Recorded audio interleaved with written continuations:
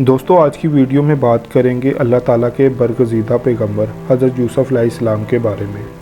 वैसे तो कुरान पाक में हज़रत यूसुफ़ अलैहिस्सलाम के बारे में तफ़सीलन ज़िक्र किया गया है, लेकिन क्या आप लोग जानते हैं कि हज़रत यूसुफ़ अलैहिस्सलाम की कब्र मुबारक इस वक्त कहाँ है और आप अलैहिस्सलाम को दरिया नील में क्यों तदफीन किया गया था और आप अलैहिस्सलाम की उम्र मुबारक कितनी थी। इन सारी बातों का जवाब आपको आज की इस वीडियो में मिलेगा, लिहाजा आज की वीडियो को लास्ट तक ज़रूर देखें ताकि आप लोगों को असल हक़ाइक़ से आगाह किया जाए। इसके साथ साथ वीडियो आगे बढ़ाने से पहले आपसे एक छोटी सी गुजारिश है कि चैनल को सब्सक्राइब करें और साथ मौजूद बेल आइकन को दबाएं ताकि इसी तरह की इंफॉर्मेटिव और एंटरटेनमेंट पर मबनी वीडियोस के नोटिफिकेशन आपको बर वक्त मिल सके। दोस्तों हज़रत यूसुफ़ अलैहिस्सलाम का जिक्र कुरान मजीद में तफसीलन आया है, लेकिन आप अलैहिस्सलाम की वफ़ात और तदफीन से मुतल्लिक़ कुरान पाक में कोई वाज़िह जिक्र नहीं, जबकि रवायात में आता है कि हज़रत यूसुफ़ अलैहिस्सलाम को दरियाए नील में तदफीन किया गया। लेकिन यहाँ सवाल ये पैदा होता है कि आप अलैहिस्सलाम को दरियाए नील में क्यों दफन किया गया और क्या अब भी हज़रत यूसुफ़ अलैहिस्सलाम की कब्र मुबारक दरियाए नील में ही मौजूद हैं या आपको ज़मीन में दफन कर दिया गया। दोस्तों हज़रत यूसुफ़ अलैहिस्सलाम का दौर आज से 2000 साल कब्ल मसीह बताया जाता है। आपके वालिद हज़रत यकूब अलैहिस्सलाम अल्लाह ताला के बरगज़ीदा बंदे और जलीलु कदर नबी थे। हज़रत यूसुफ़ अलैहिस्सलाम की पैदाइश के वक्त हज़रत यकूब अलैहिस्सलाम की उम्र मुबारक 73 बरस थी, जबकि हज़रत यूसुफ़ अलैहिस्सलाम का नसबनामा कुछ यूँ है। यूसुफ़ अलैहिस्सलाम बिन यकूब अलैहिस्सलाम बिन इसाक अलैहिस्सलाम बिन इब्राहीम अलैहिस्सलाम, जबकि आपकी वालदा माशता का नाम राहीन बिनते लुबान था। वालदैन को बचपन ही से आपसे बेपनाह मोहब्बत थी। नूर नबूवत की चमक नवाइल उम्र में ही आपकी पेशानी से चमकना शुरू हो गई। आपका हुस्न जमाल भी इसी नूर का अक्स था। हुस्न जमाल और खुदादाद सलाहियत होने के साथ वालदैन की तवज्जो का मरकज़ होने के साथ आप अलैहिस्सलाम के सतीले भाई आपसे नफ़रत करते थे, जबकि कुरान पाक में एक मुकम्मल सूरत हज़रत यूसुफ़ अलैहिस्सलाम के इस्म मुबारक से मंसूब है, जिसमें आपकी हालात ज़िंदगी का तस्करा हुआ है।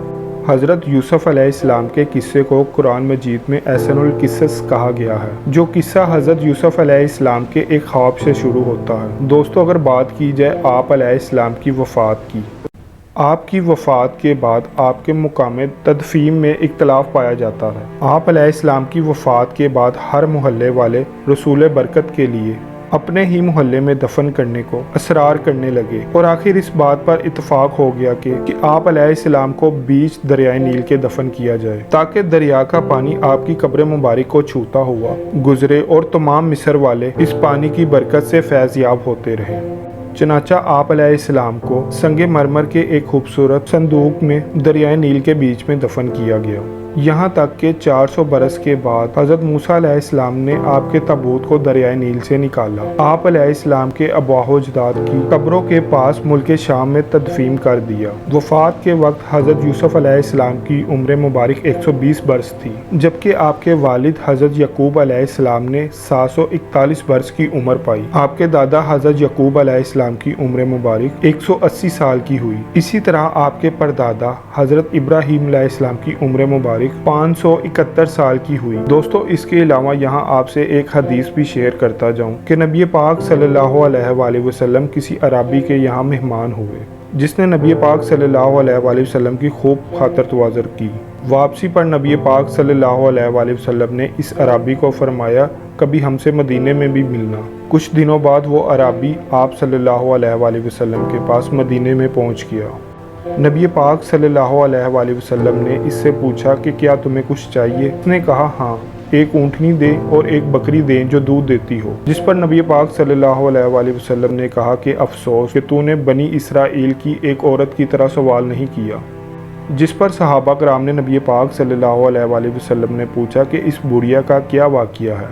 इस पर आप सल्लल्लाहु अलैहि वसल्लम ने फरमाया कि जब हज़रत कलीमुल्लाह बनी इसराइल को लेकर चले तो वो रास्ता भूल गए। 1000 कोशिश की लेकिन रास्ता ना मिला। आपने लोगों को जमा करके पूछा कि ये क्या अंधेर है, तो उलमाए बनी इसराइल ने कहा कि हज़रत यूसुफ़ अलैहिस्सलाम ने अपने आखिरी वक्त में हम लोगों से एक अहद लिया था कि जब हम लोग मिस्र से चले तो आप अलैहिस्सलाम के ताबूत को लेके भी निकले।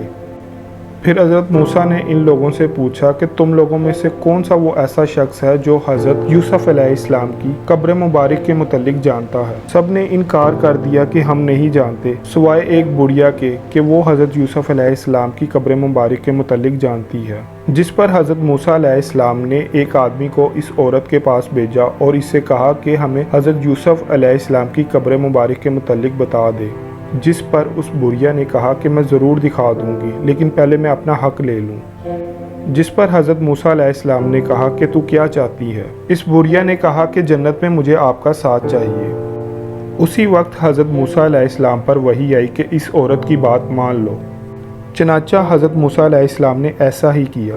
अब वो बुढ़िया आपको एक झील के पास ले गई, जिसके पानी का रंग भी मुतगय्यर हो गया। जब पानी निकाला गया और ज़मीन नज़र आने लगी तो बुढ़िया कहने लगी कि अब ज़मीन को खोदना शुरू कर दो। जैसे ही ज़मीन को खोदा गया तो कब्र मुबारक नज़र आना शुरू हो गई। हज़रत मूसा अलैहिस्सलाम ने यह ताबूत अपने साथ रख लिया और चलना शुरू कर दिया। इसके साथ ही इनको रास्ता भी साफ नज़र आना शुरू हो गया। यानी हज़रत मूसा अलैहिस्सलाम अपने साथियों के साथ अपने मुकाम पर पहुँच गए। दोस्तों, ये थी आज की वीडियो। उम्मीद करूँगा कि आज की वीडियो आपको पसंद आई होगी।